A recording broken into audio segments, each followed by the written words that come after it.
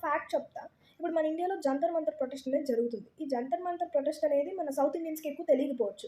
ఇప్పుడు NEET exam వాళ్ళకి re-NEET conduct చేశారు కదా! దాంట్లో వాళ్ళకి అన్యాయం జరిగింది. స్టూడెంట్స్‌కి ఇన్ని లక్షల మంది ఎగ్జామ్ రాసారు. మా అందరికీ అన్యాయం జరిగిందని చెప్పి ప్రొటెస్ట్ చేస్తున్నారు. యాహ్! That was right.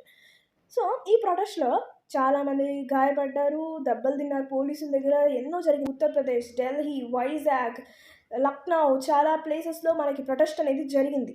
మన గవర్నమెంట్‌కి ఒక స్టూడెంట్‌కి అన్యాయం జరిగితే ఏంటి? ఒక మర్డర్ కేస్ జరిగితే ఏంటి? ఒక రేప్ కేస్ జరిగితే వాళ్ళకెందుకు చెప్పండి?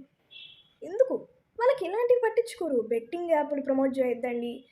అలా చెప్తారు, జైల్‌లో ఏస్తామంటారు. కానీ ఎలాంటి వాళ్ళ చేత ప్రమోట్ చేపిస్తారు తెలుసా? గొప్ప గొప్ప క్రికెటర్ల చేత, గొప్ప గొప్ప సినిమా హీరోల చేత ఇలాంటి బెట్టింగ్ యాప్‌లు, దేని మీద ఇలాంటి పాన్ పరాకులు, పిచ్చి పిచ్చి యాడ్‌లకి ప్రమోషన్‌లు చేపిస్తుంటారు.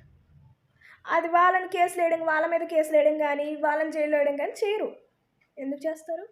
మర్డర్‌లు, రేప్ కేసులు జరిగిన వాళ్ళకే ఇప్పటిదాకా జస్టిస్‌లు లేవు. మన స్టూడెంట్స్‌కి ఏమొస్తుందండి?